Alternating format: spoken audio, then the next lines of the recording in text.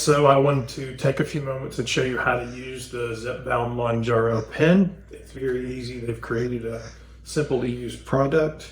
What they tell you, Eli Lilly, is that there's a 4-step process. So you choose your injection site. The injection sites that they define are either your stomach, so you see my fat going on there, the outside of your arm, or the inside of your thigh. Typically, they're telling you if you do the outside of the arm, somebody probably needs to help you. Maybe you're coordinating, you don't need to.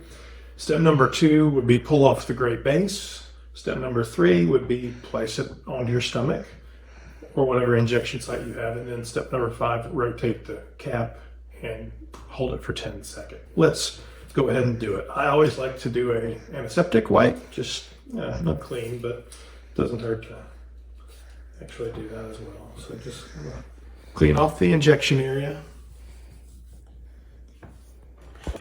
Take your pen. So remove the cap. Place it on the injection area.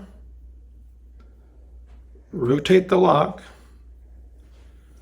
Press the purple button. Now I'll warn you, the clicking noise is often the scariest part of it. I don't actually feel the needle, so let's go.